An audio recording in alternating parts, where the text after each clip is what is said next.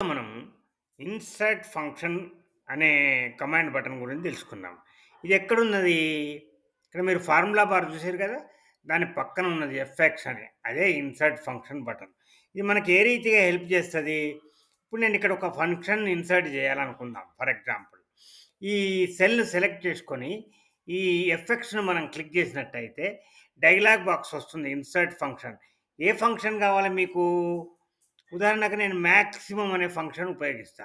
అంటే ఆ బ్యాలెన్స్‌లో మాక్సిమం ఎప్పుడున్నది అని. ఇప్పుడు ఓకే క్లిక్ చేస్తే మళ్ళీ డైలాగ్ బాక్స్ వస్తది. మనము నంబర్‌లు ఎంటర్ చేయొచ్చు. లేకపోతే రేంజ్ ఎంటర్ చేయొచ్చు. ఈ3 నుంచి ఈ14 అంటే ఏంటిది? ఎక్కడున్నది ఆ ఈ3 నుంచి ఈ14 ఎక్కడున్నది? మనం చూసినట్టయితే ఈ బ్యాలెన్స్ అన్నమాట. మాక్సిమం బ్యాలెన్స్ ఎప్పుడున్నది? ఎంత ఉన్నది అని కనుక్కోవడానికి. దాన్ని ఓకే అందాం.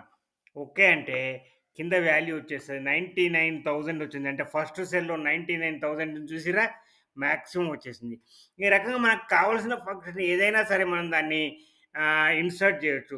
అది యావరేజ్ కావచ్చు, సమ్ కావచ్చు, లేకపోతే కౌంట్ కావచ్చు. ఈ రకంగా డిఫరెంట్ ఫంక్షన్స్ ఉన్నాయి. ఈ ఇన్సర్ట్ ఫంక్షన్ ఆ రకంగా మనకు హెల్ప్ చేస్తది. ఓకే.